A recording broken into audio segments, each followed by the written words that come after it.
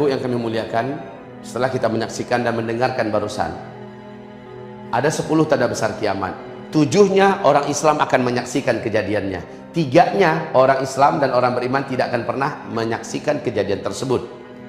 Nah, kata Rasulullah SAW, umatku di muka bumi akan menjalani 5 fase sejarah sejak aku diutus sebagai Nabi dan Rasul. Sampai kepada wafatnya seluruh umatku di muka bumi, ada 5 fase yang akan dilalui oleh umatnya. Ya, sejak beliau diutus sebagai Nabi dan Rasul.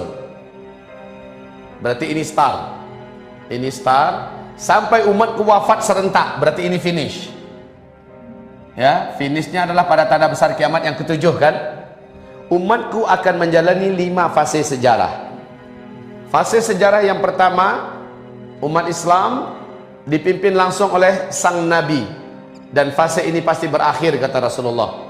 Jadi fase pertama langsung Nabi Muhammad yang memimpin umat Islam. Fase ini pasti berakhir. Wafatnya Nabi Muhammad adalah akhir fase yang pertama. Lalu masuk fase kedua. Pada fase kedua, umat saya dipimpin oleh para khalifah-khalifah yang cerdas dan mulia yang menghidupkan konsep kenabian. Fase ini pun pasti berakhir, fase khilafah ini. Di hadis yang lain Nabi mengatakan berlangsung selama 30 tahun. Ternyata benar. Wafatnya Khalifah Ali bin Abi Thalib adalah akhir fase yang kedua ini, berakhir. Lalu Nabi mengatakan, umat saya masuk pada fase yang ketiga. Pada fase yang ketiga ini, Rasul mengatakan, mereka akan dipimpin oleh para khalifah-khalifah yang menggunakan sistem kerajaan. Gelarnya tetap khalifah, gelarnya, tetapi sistem yang digunakan sudah sistem kerajaan. Jika dia sang khalifah meninggal, langsung digantikan oleh ahli warisnya. Ini udah kan sistem kerajaan namanya tuh. Ya, fase ini ternyata diisi oleh 3 dinasti. Dinasti Bani Amawiyah, dinasti Bani Abbasiyah, dan dinasti Bani Utsmaniyah. Fase ini pasti berakhir kata Rasulullah. Benar Pak? Sepakat ahli sejarah mengatakan fase ini telah berakhir dalam kejadian tanggal 3 bulan Maret tahun 1924. Apa yang terjadi pada fase ini, penutupan ini? Runtuhnya khilafah Islamiyah Al-Utsmani, Utsmaniyah di Turki, oleh Mustafa Kemal Pasha. Jangan Ataturk Pak. Kalau Ataturk itu adalah gelar kehormatan dari bahasa Turki untuk pahlawan besar, pahlawan agung. Itu penghancur khilafah itu apa, pahlawan besar dia. Makanya sudahlah, Mustafa Kemal Pasha Al-Mal'un, cocok ya. Baik kaum muslimin, fase ketiga telah selesai. Kita sekarang sedang ada di fase keempat, dan fase ini tidak lama. Baik, saya akan mengambil space yang cukup lebar dan panjang. Sebab apa? Kita akan banyak menguraikan perkara-perkara yang terjadi pada fase kita ini. Ya,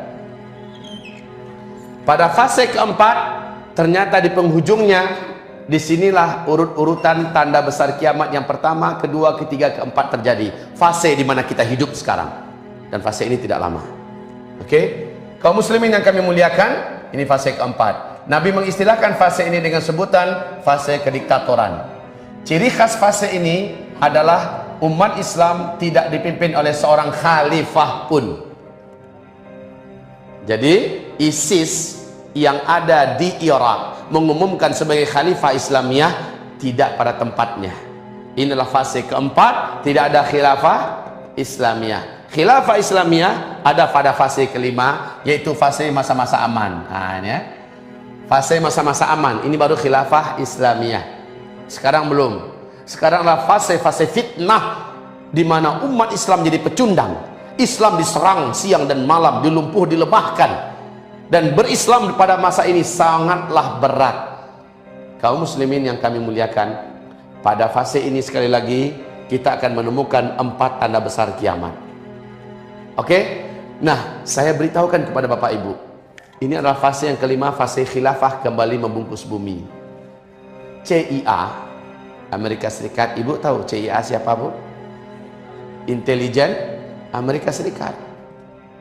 Di New York Times mereka mengumumkan bahwa sesungguhnya menurut prediksi mereka, dunia akan kembali digenggam dan dipimpin kembali oleh khilafah Islamiyah. Dan startnya, kata mereka ya, 2020.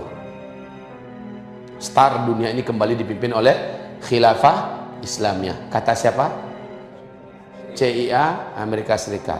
KGB Rusia lain lagi, intelijen Rusia, mereka mengatakan puncak jaya-jayanya khilafah Islamiyah ini adalah pada tahun 2025. Pada tahun 2000 ini puncak jaya-jayanya. Kalau CIA mengatakan startnya 2020, sementara Nabi mengatakan paling lama fase ini adalah 9 tahun. Cocok nggak? Cocok nggak? Maaf ya Pak, apapun pernyataan orang kafir tidak boleh kita jadikan keyakinan, tapi sekedar tahu boleh. Hanya Allah berfirman dalam surat An-Nur ayat 55 tentang khilafah ini akan kembali wujud. Cukuplah ayat ini yang kita imani, ya. Kemudian urut-urutan fase yang 5 ini dan kedepannya adalah ini juga kita imani. Tentang tepatnya tanggal dan tahun kita tidak boleh mempercayai. Setuju? Oke.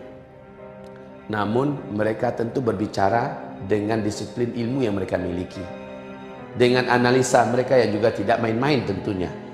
Oke, Bapak Ibu, Rasulullah menyebutkan dari sejak beliau diutus sebagai Nabi dan Rasul sampai umat Islam serentak wafat di muka bumi ini, Rasul menyebutkan Allah membagi masa untuk umatku di bumi ini hanya 1 hari saja di sisi Allah.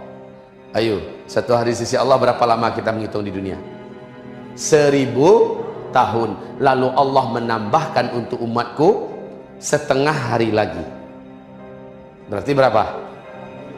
1500. Para ulama mendengarkan hadis ini, mereka menyatakan tidak akan penuh 1500, tapi lebih dari 1400 tahun, dan tidak akan full sampai 1500 tahun. Hitungan Hijriyah. Hitungan Hijriyah. Oke, sekarang yuk kita menghitung. Dan kita ambil full saja dah dulu. Kita ambil 1500 full. Sekarang kita di tahun Hijriah udah berapa? 1437. Kaum muslimin 1437 Hijriah loh. Hijriah artinya setelah Nabi hijrah dari Mekah ke Madinah kan? Iya kan? Menghitung umur umat Islam itu bukan sejak Nabi hijrah, tapi sejak beliau diutus sebagai Nabi dan Rasul. Artinya ada 13 tahun di sini yang belum dimasukkan hitungan. Tambahkan 1450. Ya, 1450 yang sudah berjalan umur umat Islam di bumi ini. Kalau kita hitung full saja 1500, maknanya tersisa di hadapan kita untuk orang Islam ada di bumi ini hanya 50 tahun lagi. Hadis ini diriwayatkan oleh Abu Daud dan status hadis ini dhaif. Bahkan ada yang dhaif jiddan. Tapi karena turuknya sangat banyak, jalur hadis ini sangat banyak, hadis ini naik statusnya kepada hasan li ghairi. Ya. Dia tidak boleh dijadikan sebagai hujjah dan tidak dibina di atasnya akidah, tapi boleh untuk diketahui. Jika ini benar, maknanya betapa dekat masa kita tersisa di bumi ini, wahai umat Islam. Maka bukanlah bumi ini yang pantas untuk kita gila-gilai. Bukanlah dunia ini yang pantas membuat kita silau. Bukanlah untuk dunia ini kita hidup. Kita akan meninggalkannya, atau dia akan memaksa kita harus meninggalkannya. Sangat dekat sekali waktu kita.